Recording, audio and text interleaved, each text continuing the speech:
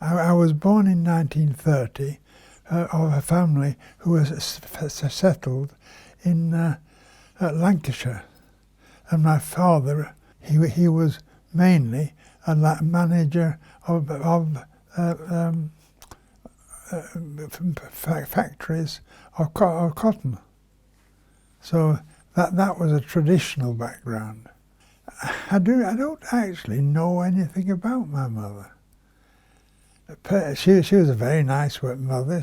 She cooked and did all those things, but I don't have any direct knowledge of her having had a specific knowledge. Taking it to the beach. Being taken by the beach was a great privilege. And sometimes we sat in front of the car and sometimes we sat on the back. But these were easy days in a sense. My father had come back from India, and he held good positions. He took me once to see a factory cording cotton. The noise was terrific, and it's. I feared for the ladies who were doing it, but they seemed quite carefree. I went to a school called Rochdale Simmer. Anyway, it's Rochdale High School with other boys, and looking back, I'm pleased that I went there. But this is a bit later than when I spoke first, because I got very good grades, and I sort of just moved up through the early grades. I must have been the good student of the year. And this was, as I said, before we moved to Norway, which was because the cotton spinning got a bad name and a bad record. And my father eventually gave up, and he found a job in Norway, in skinning with the same job, but in a country that you would scarcely imagine it being presumed in. Anyway, I lived in Norway we were moderately successful, and got skiing, jumping. I didn't like jumping. It was too possible of something going wrong. And in the summer we went on the fjord, and if you went on the fjord with a friend's canoe, it was quite pleasant, because really the summer is quite warm. On the contrary, if you were moved to winter, well, I didn't like ski. I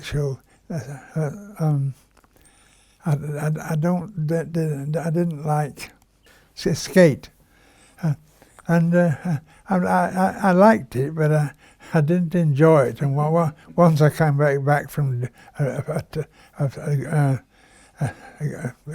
range with them, with a pretty large head, which I had falling flat. When I went over, I was about 3 to 4 years old there, and I came back at the end of the war. I remember actually driving down to the Byggen alley, and you could see there our ships coming in through the water, and that's the English ones.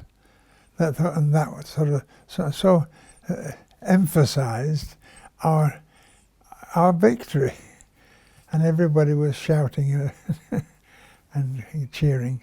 That when I came back from Norway, and I went to Rochdale, and I wanted to emphasise that because they had the very best teachers of maths and chemistry in a first year that I've ever come across. And I say that any success I've had is partly due to these two scientists. I still pay tribute to the care with which they taught us. I had ideals of going to the top universities, Oxford of course. It turned out that Oxford didn't at the time not accept anybody who had not done a year of Greek. So where did you go to university? Sheffield. And what did you study? Chemistry. And that went pretty well because Sheffield is just over the top of the mountains, and I could go back there and there and there and there and back. And I've written a little book about this. I don't know whether anybody's seen it, but my actual detailed workings then are animated there. For example, that I one time went on over in the mountains over to Sheffield, and we ran into a lady who'd been killed in an accident, and that was very painful. It was simply that I gradually, chemistry, I was doing an ordinary chemistry, that I started to think of the chemistry of the actual soil particles. And I worked on that, and I have a number of records where I produced detailed analyses, either chemistry or I might approach it from the physical side. And that was, of course, the basis of chemistry work in various places. I spent a time with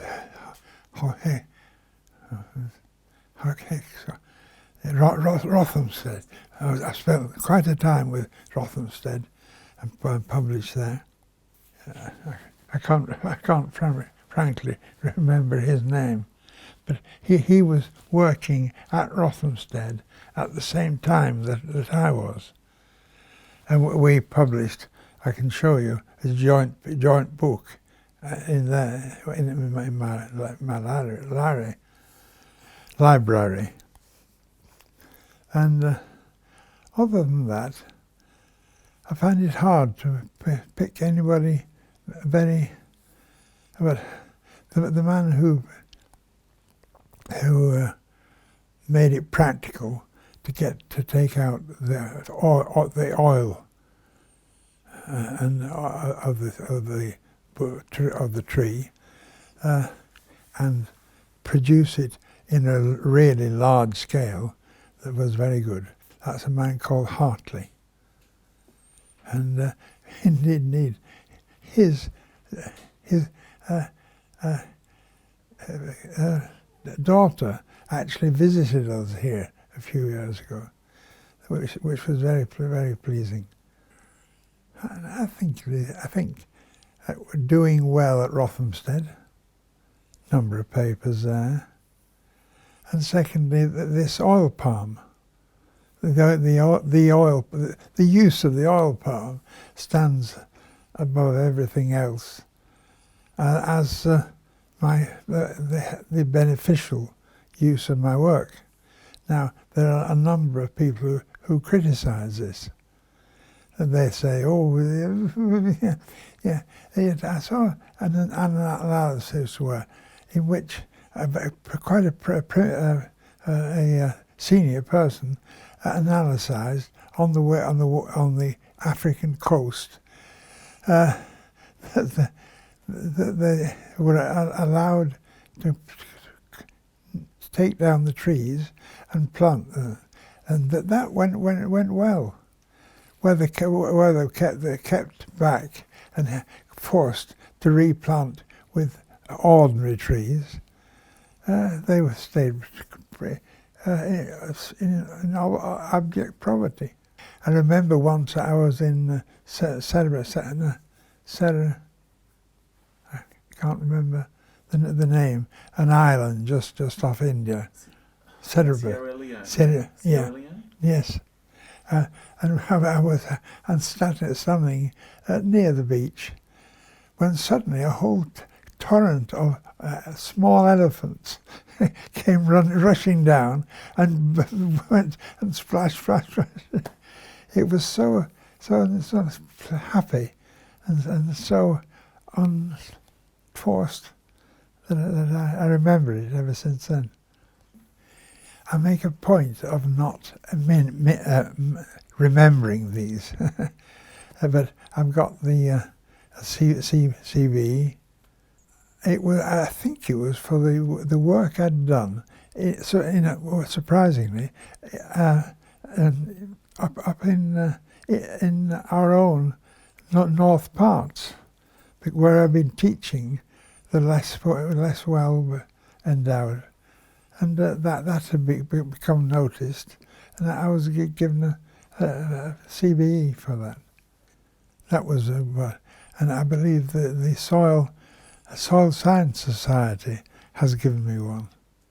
It was simply one of the obvious things to do, and there was no sudden turning of minds.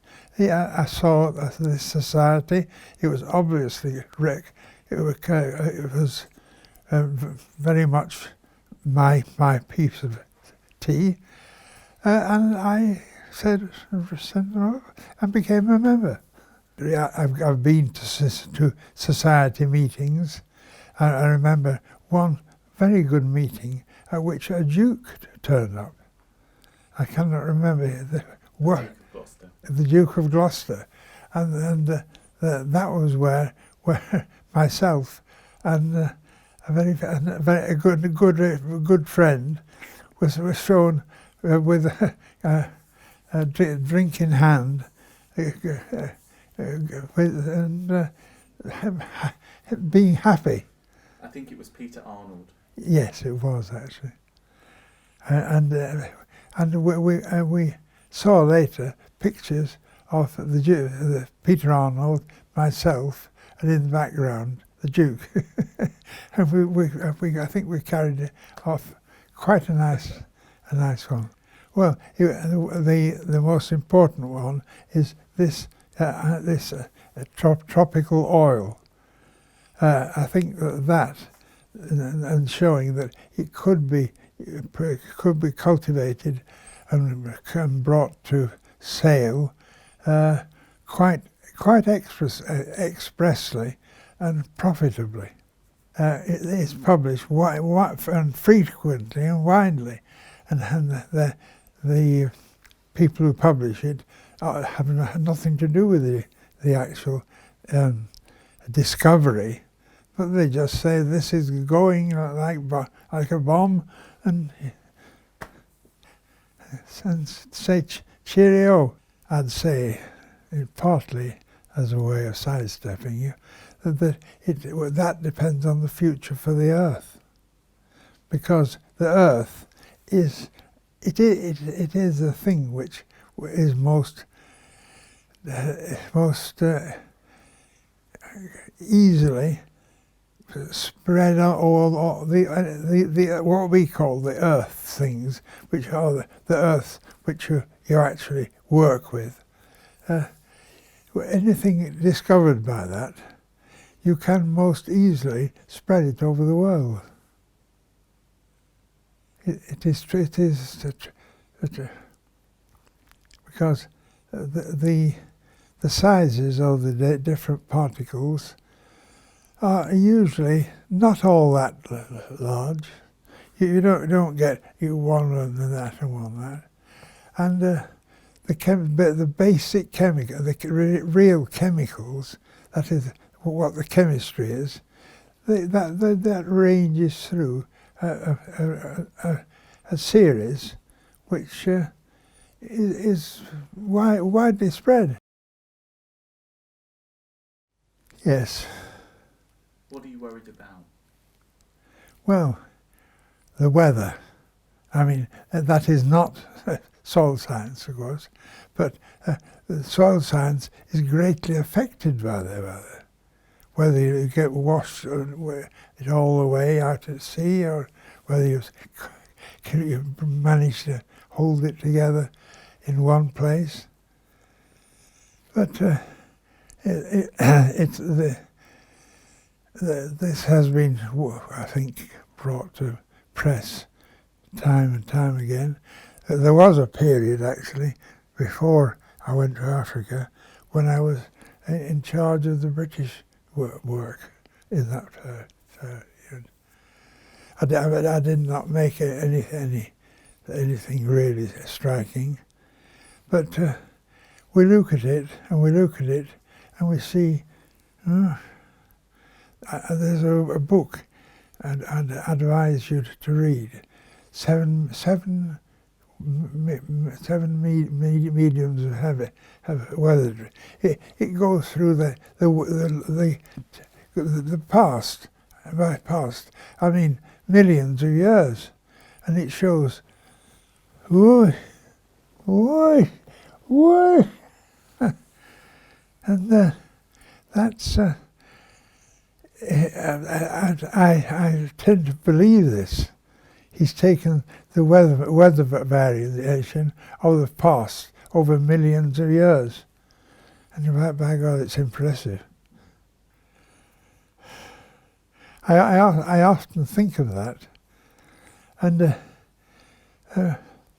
first of all, I don't think there is anything very terrible about the money side. That they are prices and things like that. They are spanned out. Perhaps sometimes they're wrong, but nothing terrible. I would guess that the future is if this weather factor really bites, because the chemistry of any chemistry is very much affected by temperature. And if you have to carry out usually long known chemistry, we want to carry it out and at expressly different temperatures, apart from the other different conditions that can apply.